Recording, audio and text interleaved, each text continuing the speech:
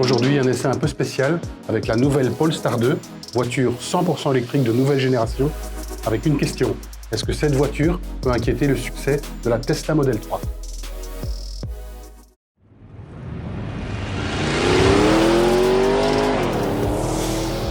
L'essai de la Polestar 2 est paru dans le Moniteur automobile 1738, un essai que vous pouvez aussi retrouver sur notre site internet, ainsi que d'ailleurs tous nos autres essais.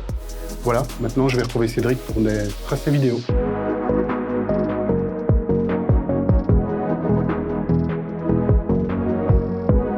Alors Cédric, cette Tesla à l'européenne, ça a l'air plutôt pas mal quand même. Hein. Plutôt pas mal, en effet, au niveau du style, c'est pas mal. Tu me dis européenne, alors ouais. Européenne, oui, en apparence, mais il faut savoir que cette voiture est produite en Chine parce qu'elle est produite par Geely, qui est le owner de Volvo et donc de Polestar, la nouvelle marque électrique, 100% électrique. Le style, on reste quand même sur quelque chose de très Volvo en tout cas. Oui, tout à fait, ça reste très Volvo dans l'idée.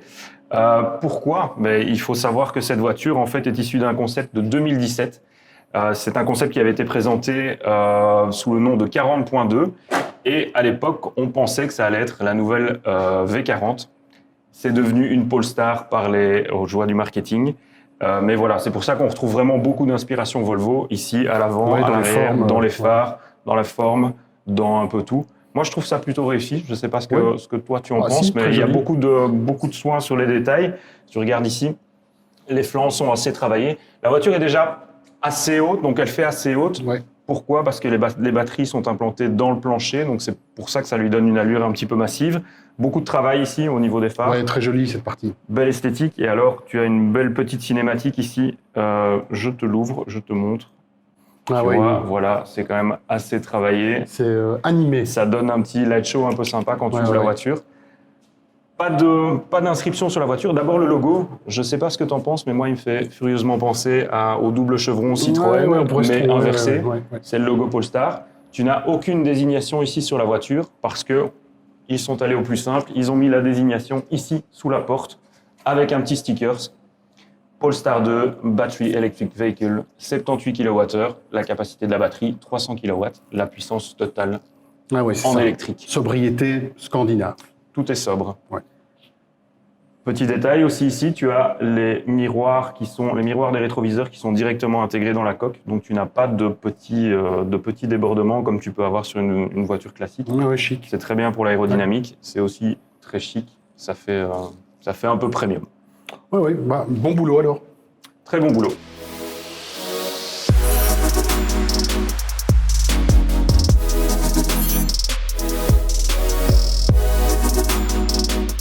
Alors Cédric, comme je disais un peu à l'extérieur, ici on se retrouve aussi un peu dans l'environnement Volvo. Hein. Ouais, on sent bien l'inspiration Volvo évidemment, ici avec le volant que tu retrouves dans toutes les Volvo actuelles.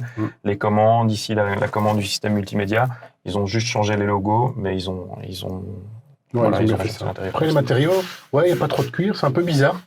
Ouais, ça peut paraître bizarre, ça peut paraître un peu plastique comme ça à la base, effectivement. Ouais, c'est ça. Mais bon, c'est comme chez Volvo, ils utilisent des matériaux recyclés, donc c'est vraiment, il y a une démarche écologique derrière, donc c'est relativement acceptable, même si après, effectivement, pour une voiture d'un tel budget, ça peut faire un peu plastique par rapport à une Mercedes ou autre. C'est très à la mode, bien sûr, très tendance. Ouais. Au niveau écran, ordinateur de bord, tout est digital. Tout est digital, comme à peu près dans toutes les voitures électriques. Si tu regardes une Tesla, tu as un énorme écran. Ici, c'est la même chose. La particularité de cet écran-ci, c'est d'être Google Android Auto intégré. Donc, le système est directement intégré dans la voiture. Tu ne dois pas connecter ton téléphone. Le seul petit bémol que moi j'ai à donner, c'est que moi j'ai un iPhone et que du coup, je ne peux pas avoir l'environnement Apple ici. Mais c'est prévu. Polestar l'annonce pour l'année prochaine, donc on va leur faire confiance et prendre un peu patience. Ouais. Pour le reste, y a plein de détails. Tu as pas mal de luminosité grâce à ce toit ici panoramique. Ouais, sympa. Tu as des chouettes petits détails un peu partout, à l'image ici de ce rétroéclairage que tu trouves en dessous du panneau de commande. Le panneau de commande, il prend vraiment beaucoup de place, je pense, par rapport à ce qu'il apporte. Donc ici, on sent qu'ils ont vraiment voulu soigner le design plutôt que l'ergonomie. Donc voilà, on perd un petit peu en ergonomie, mais le détail ici est très chouette. Hein. Tu regardes le rétroéclairage, c'est très chouette. Moi, il y a un truc que je préfère, c'est ça. Alors moi, la ceinture jaune comme ça qui tranche. C'est pas mal. Hein. Mais je vais te montrer un petit détail. Tiens, justement, encore un détail. Sur la boucle de ceinture, ici, tu vois since 1959 et ça correspond à l'introduction des ceintures 3 points chez Volvo. Donc Polestar, Volvo, on y est toujours. Le petit détail chic. Il y a du détail. Ouais. Je te montre l'arrière. Allez. Tu vois, Laurent, ici, même derrière, on garde les petits détails, ceinture jaune. Chic. Au niveau de l'espace, je dirais que c'est un espace plutôt classique pour une berline comme celle-là. Tu vois qu'à deux, on est pas mal, mais toi, t'es un petit peu serré déjà. Ouais, pour les grands et les larges, disons que c'est un peu... Ouais, ça va, mais c'est un peu juste. Ton gabarit aussi. Ouais. Hein. Si tu regardes ici, le troisième, si on l'installe, évidemment, il est un petit peu volé. Donc, je pense que cette voiture, il faut plus la considérer comme une bonne 4 places que comme une 5 places. Ouais, non. Après, tu as quand même un coffre qui est aussi pratique et logeable. Je te montre ça. Ok, on y va. Tu vois, ce qu'on ne devine pas en regardant la voiture à l'extérieur, c'est qu'elle garde un grand haillon, en plus motorisé, donc ça facilite un peu. Plus pratique, l'accès et tout, quoi. Pratique, logeable aussi, parce que tu es sur environ 400 litres ici, ce qui est pas mal pour 4. Et puis, tu retrouves aussi de la modularité. Donc ça, tu as un petit compartimenteur qui te permet de poser, je ne sais pas, un casier de boisson ou quelque chose. Ça, évidemment, c'est des choses qui sont reprises de chez Volvo. On a déjà vu ça dans des Volvo auparavant. Tu as la banquette aussi qui bouge. La banquette est complètement rabattable en 2 parties et s'aligne parfaitement ici sur le plancher. Donc, la modularité est là. Tu as même ici un petit espace de rangement supplémentaire pour mettre ce que tu veux. Oui. Et ça, c'est quand tu tombes en panne, ça.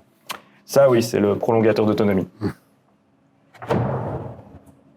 Donc, Cédric, cette Polestar n'existe qu'en version 100% électrique. Oui, 100% électrique, tout à fait. D'ailleurs, si tu soulèves le capot, le moteur, évidemment, tu vois ici le câble de recharge qui est très sympa, bien mis, très chouette cet emplacement, très pratique. Au niveau des moteurs, tu as 2 moteurs synchrones à aimant permanent, un sur l'essieu avant, un sur l'essieu arrière, ce qui fait que cette voiture est une 4x4 toujours permanente. Niveau puissance, 150 kW devant, 150 kW derrière, tu es à 300 kW, 408 chevaux. C'est quand même une puissance plutôt pas mal. Ouais, c'est même beaucoup, c'est une puissance de sportive, ça. Ouais, tout à fait. C'est vraiment une puissance de sportive. Après, il faut pondérer un petit peu parce que la voiture fait quand même 2 tonnes 2. Ah ouais. Il faut savoir que cette batterie embarque à peu près 500 kg de batterie dans son pack, etc. Donc, c'est quand même un poids conséquent. 2 tonnes 2. Au niveau des performances, ça reste quand même très, très acceptable, même plus qu'acceptable, je dirais, parce qu'on est sur un 0 à 100 en 4 secondes 7. Donc, ça, c'est quand même aussi des valeurs qui sont assez sportives. Toujours avec cette transmission 4 roues motrices qui te donne beaucoup d'assurance et beaucoup de sécurité. Par contre, il y a beaucoup de chevaux, il y a beaucoup de poids, consommation... Oui, la conso, c'est un petit peu le point, on va dire, critique de cette voiture. C'est que Polestar annonce 470 km d'autonomie. Ce qui est pas mal. Nous, pendant notre essai, on était plutôt entre les 300 et les 400 km d'autonomie avec une consommation à peu près de 23 kWh. Voilà, c'est un peu moins bien que ce que fait une Tesla, mais bon, voilà, il n'y a pas de secret, comme on l'a dit. Le poids, l'aérodynamique de la voiture qui est là, voilà. Ah bon, 300 km au moins, comme on dit souvent, c'est déjà pas mal. Après, tout dépend de l'entrain que tu y mets. Okay.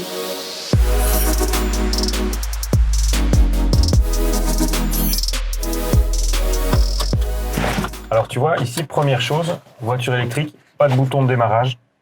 Tu mets juste le pied sur le frein, tu engages la boîte et c'est parti. Et ça part tout seul. Et c'est parti. Comme au Scott. Comme en auto-scooter. Bon, alors Cédric, ici, voilà, c'est une voiture électrique très souple, très agréable. C'est bien en ville. Hein. Ouais, c'est parfait pour rouler en ville. C'est vraiment la vocation de la voiture électrique, ça c'est sûr. Ouais. Après, tu verras quand on prendra la route, quand on parviendra sur une route un petit peu plus dégagée, tu verras qu'elle roule pas mal non plus. Tu as toutes les aides à la conduite. C'est carrément une voiture semi-autonome. Ouais. Donc, c'est vraiment...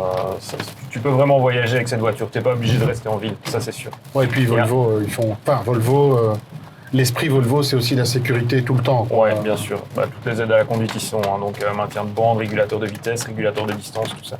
Ici, je vais te montrer une petite fonctionnalité sympa qui est le One Pedal Drive. Donc, tu peux régler toi-même la régénération de ta batterie et fondamentalement, ça génère plus ou moins de frein moteur.